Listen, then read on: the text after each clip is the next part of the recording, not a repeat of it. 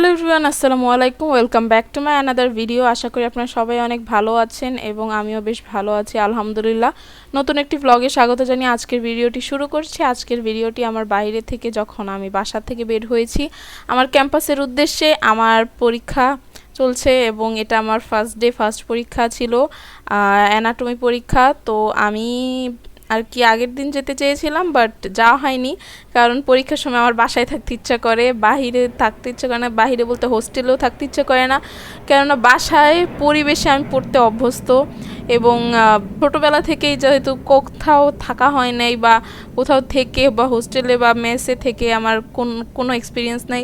তো সেই কারণে পরীক্ষার সময় সবসময় মাকে পাশে পেয়েছি, মাকে সাথে পেয়েছি। আম্মু সবসময় ওইভাবেই আর কি আলাদাভাবে স্পেশাল ট্রিটমেন্ট দিয়েছে পরীক্ষার সময়। তো সব কিছুতে এত বেশি অভ্যস্ত হয়ে গিয়েছি যে এখন যদি চিন্তাও করি যে আম্মুকে ছাড়া পরীক্ষা দিব বা আম্মু সাথে থাকবে না পরীক্ষার টাইমগুলোতে, তো সেই জিনিসটা আর কি একটু মেন্টালি স্ট্রেসের কারণ হয় আমার। তো সে কারণে আমি বাসা থেকে এখন কষ্ট হলেও যাওয়া আসা করি। একদম ভোরে উঠে আমার রওনা দিতে হয় এবং হ্যাঁ, একটু কষ্ট হয়, ফিজিক্যালি একটু প্রেশার যায়, কারণ দেখা যায় যে রাস্তায় জ্যাম তো ম্যাক্সিমাম টাইমই থাকে। 2-3 ঘন্টা আমার বসে থাকতে হয়, দেন আবার গিয়ে 3 ঘন্টা বসে থেকে পরীক্ষা দিতে হয়, দেন আবার 2-3 ঘন্টা বসে থেকে ব্যাক করতে হয়। তো এরকম করতে করতে শরীর আমার অনেক বেশি টায়ার্ড, বাট এভাবে অলমোস্ট আমার 6টা পরীক্ষা শেষ আজকে, আর 2টো পরীক্ষা বাকি এবং এরপরে হচ্ছে ভাইভা। আলহামদুলিল্লাহ পরীক্ষাগুলো ভালো হয়েছে এবং খুব ভালোভাবে দিতে পেরেছি, সুস্থভাবে দিতে পেরেছি। বাসা থেকে যাওয়া আসা করে কষ্ট হলেও ইটস লাইক ওয়ার্থ ইট। তো আমি হচ্ছে সকালবেলা চলে যাই ক্যাম্পাসে এবং যাওয়ার পরে হচ্ছে আমি হাতে অনেকটা সময় নিয়েই বের হই এবং আমার রুমে চলে যাই তখন, এবং রুমে গিয়ে আমার পড়াশোনা রিভাইজ দেওয়ার থাকলে রিভাইজ দেই, একটু ভালো মতো টিপটপ রেডি হয়ে প্রিপেয়ার হয়ে একটু রিল্যাক্স হয়ে তারপরে যাই, কারণ যদি আমি একদম 2-3 ঘন্টা জার্নি করে এসে তারপর পরীক্ষা দিতে চাই, it's gonna be really hectic. আর যেহেতু বেশ গরম পড়ছে ইদানিং, তো সেই কারণে একটু শরীরটা ঠান্ডা করে রিল্যাক্স হয়ে তারপরে হচ্ছে যে আমি পরীক্ষার জন্য প্রিপারেশন নিতে চাই। এই তো আমি ক্যাম্পাসে অলরেডি এসে পড়েছি এবং আমাদের ক্যাম্পাসের হোস্টেলের এরিয়াগুলোতে একটু ছোটোখাটো কনস্ট্রাকশনের কাজ চলছে।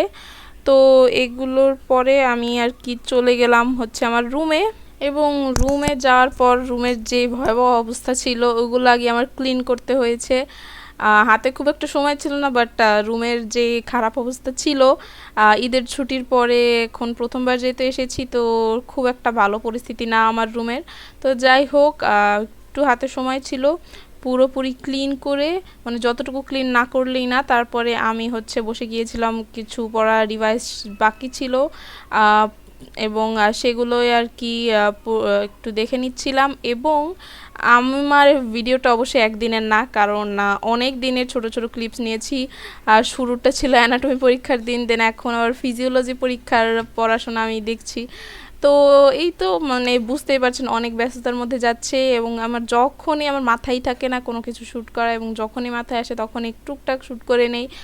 তেমন একটা সিকোয়েন্সের কিছুই নেই, বাট আমার এটা এখন রুটিনে এরকমই যাচ্ছে, একদম উল্টোপাল্টা। তো যাই হোক, এটা হচ্ছে আমার পরীক্ষার আগের সময়, এটা আমার ঠিক মনে আছে। পরীক্ষা দিতে যাব আমি একটু পরে, তো সে কারণে আর কি আমি একটু টুকটাক রেডি হয়ে নিচ্ছি।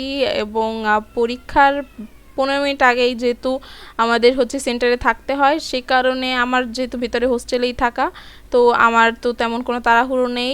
আমি মোটামুটি আধা ঘন্টা আগে থেকে রেডি প্রস্তুতি নেই বের হওয়ার জন্য, এবং পরীক্ষা শেষে বের হয়ে যাই পরীক্ষার দিয়ে।